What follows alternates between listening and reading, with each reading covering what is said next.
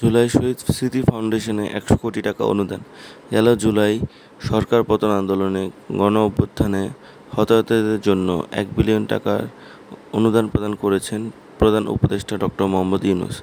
প্রধান উপদেষ্টার ত্রাণ তহবিল থেকে ১০০ কোটি টাকার অনুদান পেয়েছে জুলাই স্মৃতি ফাউন্ডেশন।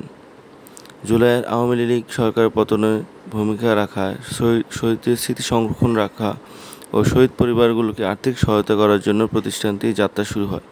এই ফাউন্ডেশনের মাধ্যমে জুলাই গণ-অভ্যুত্থানে শহীদদের পরিবারদের মাসিক এককালীন অর্থ প্রদান করা হবে এবং আহতদের চিকিৎসার জন্য অর্থ প্রদান করা হবে।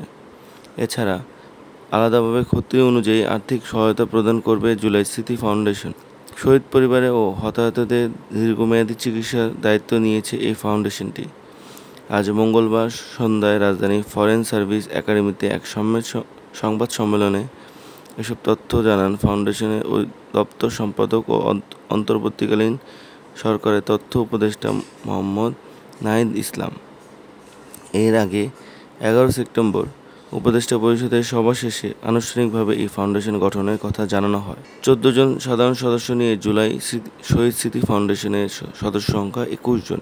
জুলাই শহীদ স্মৃতি ফাউন্ডেশনের সাধারণ সম্পাদক নির্বাচিত হন শহীদ মীর মুগ্ধর বড় ভাই মীর মাহবুবুর রহমান আর সভাপতি ডক্টর মোহাম্মদ ইউনূস। সম্পাদক তথ্য ও সম্প্রচার উপদেষ্টা মোহাম্মদ নাহিদ ইসলাম এবং সদস্য হিসেবে আছেন যুব ও ক্রীড়া মন্ত্রণালয়ের উপদেষ্টা আসিফ মাহমুদ সজীব ভূঁইয়া, স্বাস্থ্য উপদেষ্টা নূরজাহান বেগম ও সমাজ কল্যাণ উপদেষ্টা শারমিন এস মুর্শিদ, কোষাধ্যক্ষ ওয়াকার আহমেদ। ফাউন্ডেশনের সাধারণ সম্পাদক মীর মাহবুবুর রহমান জানান, আজকে তিনি প্রধান উপদেষ্টার কাছ থেকে অনুদান চেকটি গ্রহণ করেছেন।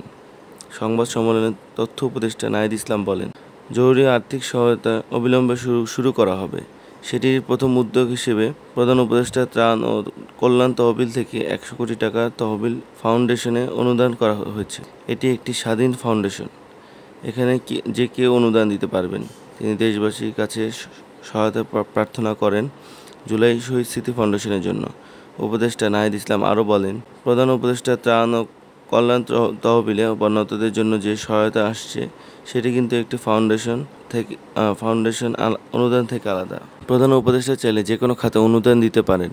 সাংবাদিকদের প্রশ্নের জবাবে নাহিদ ইসলাম বলেন, জুলাইয়ে গণ অভ্যুত্থানে শহীদ ও আহতদের প্রাথমিক তালিকা করা হয়েছে স্বাস্থ্য মন্ত্রণালয়ের কাছে করা কমিটির তথ্য অনুযায়ী। এতে করে ৮০০ জন শহীদ হয়েছেন এবং ২০,০০০-এর বেশি আহত হয়েছেন। এখন পরিবারগুলোর সঙ্গে যোগাযোগ করা হচ্ছে। এই যোগাযোগের কাজটি শেষ হলে স্মরণ সভা করা হবে।